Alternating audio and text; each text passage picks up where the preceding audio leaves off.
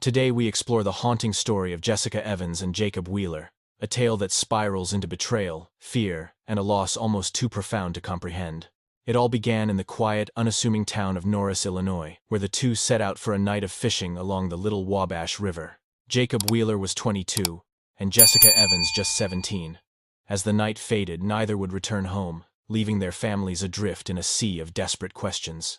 Authorities were notified of their disappearance that very same day, triggering an immediate investigation that quickly became the sole focus of everyone in Norris City. But this story sadly was destined for tragedy, an outcome that would leave the entire community reeling in disbelief. Southern Illinois, a stretch of land tucked between Kentucky and Missouri, is a region defined by its lush farmlands and deep forests, dotted with small, quiet towns. Towns like Norris City in White County, each home to a little over 1,000 residents where life moved at a slower pace. In a place like Norris City, it felt like the ideal setting to raise children, where residents often enjoyed the simple pleasures of the outdoors like hunting and fishing, taking full advantage of the area's untamed natural beauty. Back in 2012, just as the school year was ending for summer break, 17-year-old Jessica Evans was living with her mother, Chris, in a comfortable little house. It was that same year Jessica met 22-year-old Jacob Wheeler, who had just recently moved in right across the street, to live with his brother. They first crossed paths at a party, and from that moment they quickly became inseparable. Jacob was a quiet country boy, a veteran of the Iraq War who was trying to find his footing and rebuild his life after spending 3 years overseas. Despite the 5-year age difference between them, Jessica's mother, Chris, never felt a moment's concern about their relationship. Chris trusted Jacob completely. So, on the evening of August 26, 2012, Jessica approached her mother with a question. She asked if she could go night fishing with Jacob at a popular local spot along the Little Wabash River. And though Chris felt a flicker of hesitation, Jessica eventually won her over. Her mother agreed, simply reminding her to be careful and not to stay out too late. Now Jessica's older sister Megan lived just across the street with her young son Miles. Megan had to be at work by 5 in the morning, and Jessica was supposed to be there to babysit her nephew. For this very reason, Chris made the instructions crystal clear. Jessica had to be back home by 5 a.m. sharp before she went over to her sister's house.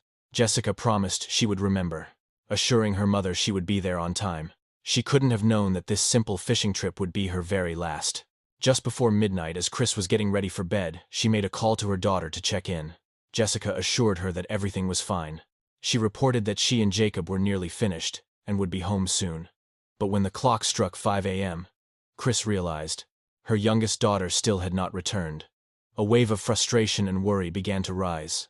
Jessica was aware of her commitment to babysit her nephew, so this kind of lateness was entirely out of character for her. Chris attempted to call her daughter's phone, but it went straight to voicemail. She then sent several text messages, none of which received a reply. And that is when Chris's concern solidified into cold fear. She knew in her gut that something was wrong. Jessica would never have ignored her mother or changed plans without so much as a word. When Chris went across the street to speak with Jacob's brother Jeremy, he informed her that Jacob hadn't come home either. By 9 o'clock that morning, a heavy worry had settled over Jessica's family, a feeling made worse by the fact that Jacob was known to be so capable and self-reliant. Chris initially held on to hope for a simple explanation, like Jacob's truck having broken down, or the two of them simply getting lost in the dark. But after 12 hours had passed with no sign of them, she knew it was time to call the White County Sheriff's Office. Sheriff Doug Meyer was at home that Sunday evening when he received the call. Upon receiving the report of the missing couple, his initial reaction wasn't one of alarm. He theorized that Jessica and Jacob had likely just eloped and would reappear in due time. Nevertheless, protocol demanded he verify this. The authorities secured a warrant to trace Jessica's mobile phone, hoping its signal would pinpoint their whereabouts. Yet pinging the phone was a process that could take several hours. In the interim, Jessica's family implored the sheriff's deputies to search the vicinity, where the couple intended to go fishing. The spot was secluded, reachable only by gravel roads and a trek down a 50-foot, overgrown trail, leading to a popular local fishing hole. Upon arrival, officers discovered personal items confirming recent activity. Yet there were no indications of a struggle or any criminal activity. The area was undisturbed, but Jacob's pickup truck was gone. A campfire had been put out, which suggested the pair had been there for a while. Initially, investigator Harris saw no reason to believe anything sinister had occurred. It appeared to be nothing more than a tranquil spot that the young couple had recently vacated. Sheriff Meyer's own instincts, also suggested that nothing serious had transpired, leading him to believe the couple had simply departed on their own accord. However, when Jessica's mobile carrier finally delivered the tracking data, it presented investigators with a crucial new lead. By identifying the last cell tower her phone had pinged, authorities could concentrate their search on the camping area adjacent to the river.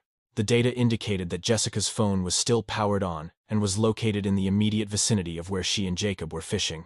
This discovery immediately cast serious doubt on the runaway theory. If they had left voluntarily, why was no one answering their calls? A sense of urgency began to mount. The couple could be lost, injured, or worse. As word of their disappearance circulated through the small town, a palpable wave of anxiety and fear started to spread. While some locals speculated the couple had just run off together, Chris was adamant that her daughter would never do such a thing. When the sheriff's office confirmed Jessica's phone was still active near the fishing spot, the family's worst fears began to solidify. They were now certain that something was terribly wrong.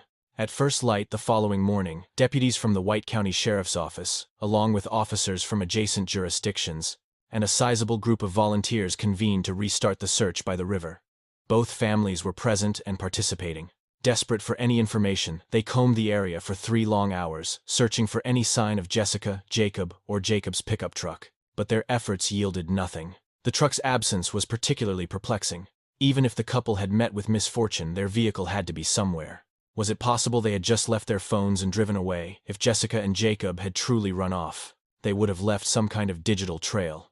Consequently, investigators began to examine their bank card activity, searching for any recent transactions, but the accounts were dormant. The financial records provided no useful information.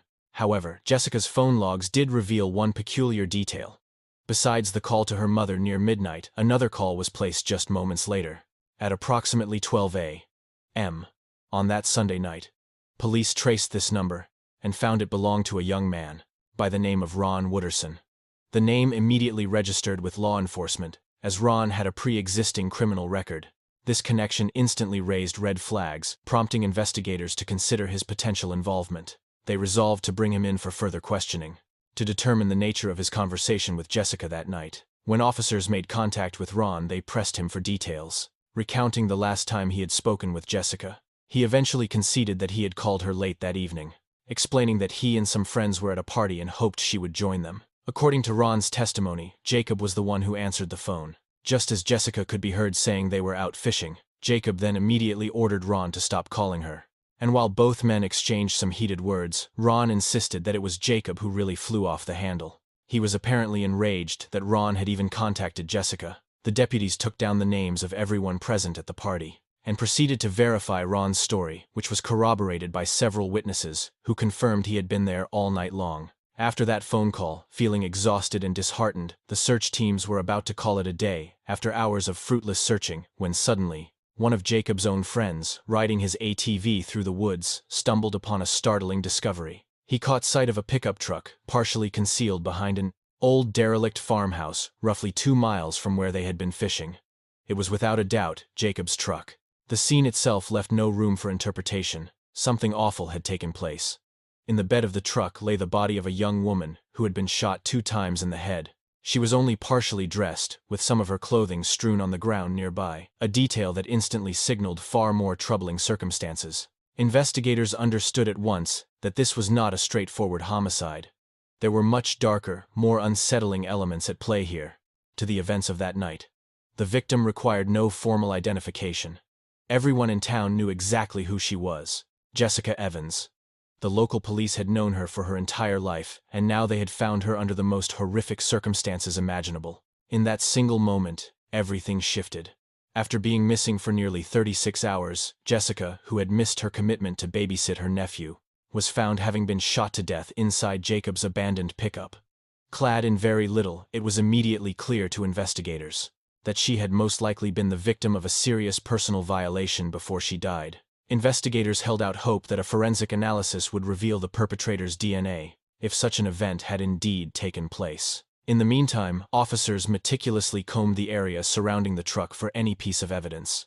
Their search proved fruitful when they recovered 2.22 caliber shell casings, a finding consistent with Jessica's 2 gunshot wounds to the head. 2 spent casings and a significant blood stain were located right next to the truck on the passenger's side. confirming that Jessica had been shot at that precise spot.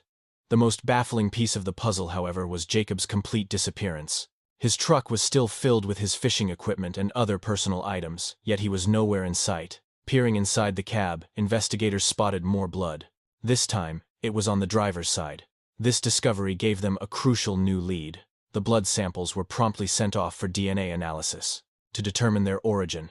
The investigators now had to find Jacob, and not just to ensure that he was safe, but also to figure out if he was a second victim in this tragedy, or the person responsible for Jessica's murder.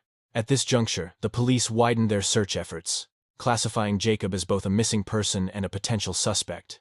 And it wasn't only law enforcement whose suspicions were growing. Whispers began to spread through the community, with many believing Jacob could have been involved in what happened to Jessica. Speculation arose that his military background had given him the skills to end a life, and that Ron's late-night phone call might have been the spark that ignited a violent rage. If Jacob truly believed he was losing Jessica, what kind of mental state would that have pushed him into? The police began to focus more and more intently on Jacob as their primary person of interest. The very next day, after Jessica's body was found, they secured a search warrant for his brother's home. Authorities thought Jacob might be taking refuge there, but while he was nowhere to be found, their search did yield a pivotal clue. One of the firearms from his brother's personal collection had vanished. Jacob's brother Jeremy attempted to downplay the investigators' concern, explaining that Jacob had probably just taken the weapon for his own safety before he went out to go fishing. At first, the missing firearm didn't seem particularly alarming, until detectives learned it was a .22 caliber weapon, the exact same type used in Jessica's tragic end. That single detail raised a serious red flag. Nevertheless, Jacob's family refused to entertain the idea that he was responsible. They were absolutely certain he would have put his own life on the line to keep Jessica safe if she had ever been in harm's way. As the days turned into a week, the search for Jacob Wheeler escalated significantly.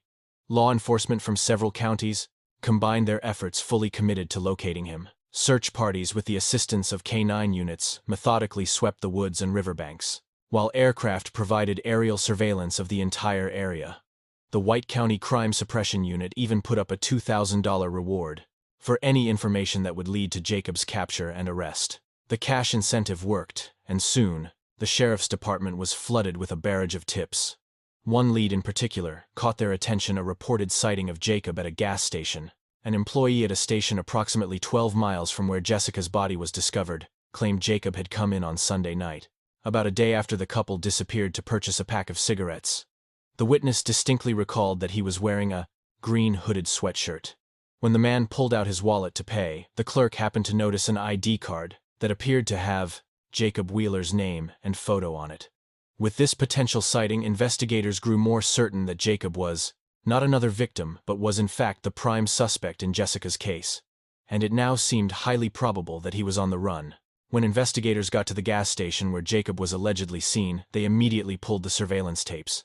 They quickly spotted a man who looked suspicious. He wore a sweatshirt with the hood pulled up and a baseball cap drawn low over his brow, deliberately shielding his face from the cameras. Even though the weather was mild, he was bundled up as if it were freezing, a detail that immediately seemed out of place. The man didn't look exactly like Jacob, but the poor video quality made it impossible to rule him out completely. After buying the cigarettes, the individual quickly departed from the store. A second exterior camera captured him getting into a car being driven by a woman. While the indoor camera failed to provide a clear look at his face, someone at the sheriff's office recognized the woman who was behind the wheel. Acting on this promising lead, deputies went directly to her home, and parked nearby was the exact same vehicle seen in the gas station surveillance video. When questioned by the authorities, the woman confirmed that she had in fact driven the man in the footage to that gas station. But she insisted it was not Jacob Wheeler. It was her boyfriend. When officers met him, their hopes were dashed. He wasn't Jacob, though. The two men shared an uncanny resemblance. The mysterious man from the security footage turned out to be a complete dead end. Despite this frustrating setback, investigators remained laser-focused on finding Jacob. They were operating on the assumption that he was still alive, and began to suspect that his brother Jeremy might be helping him lay low. One night, officers made a surprise visit to Jeremy's home, but even after conducting a thorough search of the premises, they found nothing. But there was still no trace of Jacob, and both Jeremy and their father continued to insist that Jacob would never have brought harm to Jessica, believing something else must have transpired after he disappeared. Determined to uncover the truth, Jacob's father was convinced he was searching for his son's body. not for a suspect in Jessica's death, a belief that made the entire ordeal infinitely more painful. 6 days after Jacob went missing, his father, Harold Wheeler, contacted Sheriff Meyer with a new piece of information. He reported spotting what looked like vehicle parts scattered throughout the woods, not far from where Jacob and Jessica had been fishing. Officers immediately followed up on this tip, and indeed, located several car parts, including pieces that appeared to be from the side panels of a pickup truck. The surrounding trees showed clear signs of an impact, suggesting a vehicle had been driven off-road right through the woods, scraping and damaging its bodywork in the process. However, upon closer inspection, investigators confirmed that the debris did not belong to Jacob Wheeler's truck. Police were uncertain if the discovery was connected to the crime, but it was compelling enough to investigate, especially with no other solid leads. One of the recovered parts had a serial number on it, which investigators were able to trace online. That search revealed the exact make and model of the pickup truck. The pieces had originated from narrowing the focus considerably. It didn't take long for a constable to recall a man named Danny Costin, a 36-year-old mechanic from White County who happened to own that very type of truck. The potential connection was puzzling. Danny had no criminal history and was known in the community as a quiet, hard-working man. Still, investigators couldn't simply ignore the coincidence and decided to look into him more closely. Investigators decided to question Danny at his workplace, and upon arrival, they immediately noticed his pickup truck parked outside. The vehicle had significant damage that was remarkably consistent with the parts found scattered in the woods. While officers examined the truck, Sheriff Meyer sat down with Danny to ask him about it. Danny explained that the damage was from an incident involving too much to drink. He claimed he had gone fishing on the Little Wabash River, and while trying to launch his boat, had accidentally driven into some trees. He insisted his memory of that night was hazy, but he was certain about one detail: the date. It was the same night Jacob and Jessica had gone fishing at around 1 in the morning, according to Danny. He also claimed he hadn't seen anyone else in the area. At that same moment, detectives made a pivotal discovery.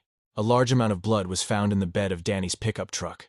When they informed him of this, Danny appeared visibly shocked. The sheriff gave him a chance to explain, to share if there was something he was holding back.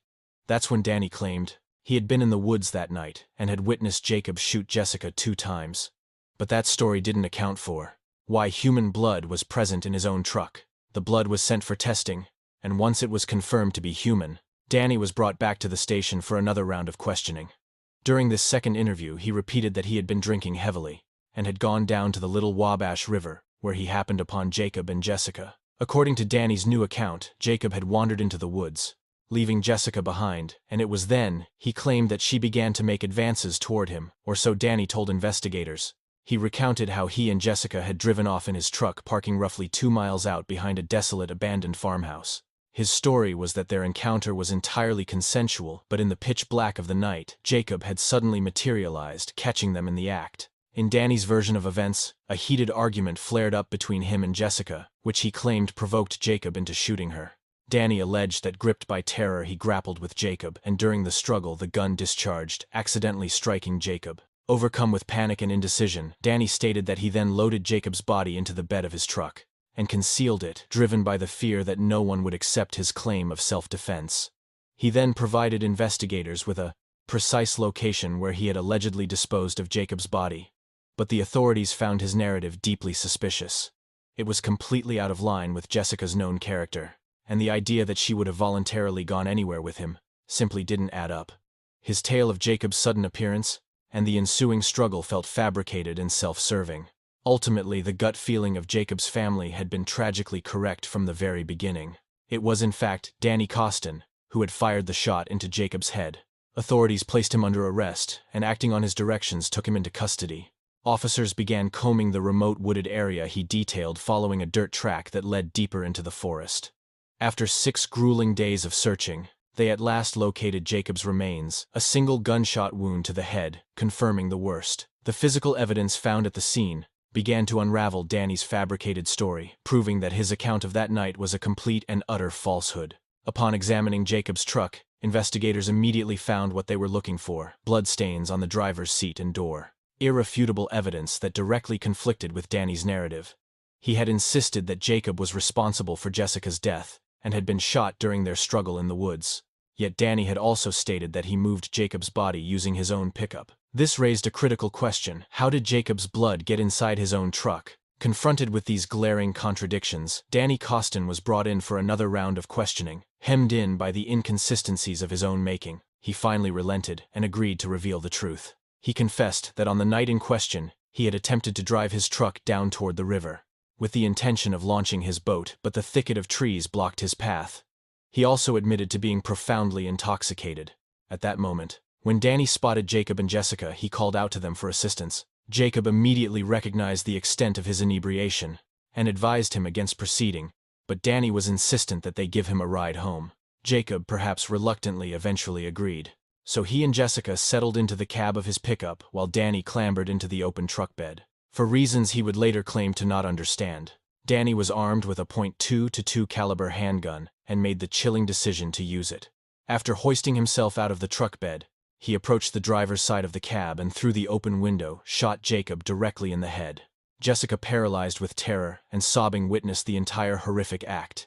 Danny would later claim that he then pulled Jacob's lifeless body from the vehicle, maintaining that he had no rational motive for the murder or for the grim events that were about to unfold. Danny recounted to investigators how Jessica began to plead for her very life, telling him that she would do absolutely anything if he would just spare her. When the sheriff pressed him, asking if Jessica had offered herself to him in exchange for her life, Danny confirmed that she had said she would do whatever he wanted. He then moved her to a secluded location, callously misinterpreting her desperate plea for survival as a genuine invitation. It was there, inside Jacob's own truck, that Danny violated her before pulling out his gun and ending Jessica's life. He offered no reason for his actions, even as she begged for her life. In the moments that followed, he placed Jessica's remains in the back of Jacob's truck, then drove his own vehicle to Wayne County to conceal Jacob's body. Along the route, he discarded both firearms from his window. Neither weapon was ever recovered by law enforcement. On September 4, 2012, Danny Costanzo appeared before the court and entered a plea of not guilty. He would later claim that he had not been informed of his rights prior to being questioned, but this argument was rejected by the appeals court. Video footage from the interrogation room clearly documented that Danny had been read his rights, and the confession he gave was overwhelmingly supported by physical evidence. Jacob's blood was discovered inside his truck, and Costanzo's DNA was found on Jessica's body. In January 2014, a jury convicted Danny Costanzo's girlfriend, 31-year-old Candace Brown, of lying to the police. During the initial stages of the investigation, she had supplied Costanzo with a fabricated alibi. Brown received a sentence of 60 days in jail, to be followed by 30 months of probation, 100 hours of community service, and was ordered to pay substantial fines and court costs. On August 20, 2013, Danny Costanzo was found guilty and sentenced to 53 years in prison, although both the prosecution and the defense had already agreed on the sentence. Judge Tom Foster believed the punishment should have been far more severe. "The court believes you took the lives of two people," he said. "There is no justification or forgiveness for that, not in this world or any other." Costanzo had agreed to waive a jury trial, in exchange for the possibility of reduced charges and a lighter sentence if convicted. Judge Foster stated that the court accepted the plea agreement only because the victims' families had consented to it. After the hearing, Jacob's father, Harold Wheeler, expressed that he could never have imagined his son, who was initially named a person of interest in Jessica Evans's passing, would be connected to something so profoundly horrific. "I was certain he could never have done this," Harold Wheeler stated. "I began searching for him on Sunday and never stopped." He then explained that Danny was a friend, someone who lived just a quarter-mile from the Wheeler home, which made his arrest for the acts all the more shocking. "I sat with him at his campsite and had a beer," Harold said bitterly. "He's been inside my home." He added that cases like this are never easy, but they serve as painful reminders of the harsh realities that can hide in plain sight. If you found this case compelling, please consider liking the video and subscribing to our channel. We release new videos exploring criminal cases every evening. Until next time, stay aware and stay safe.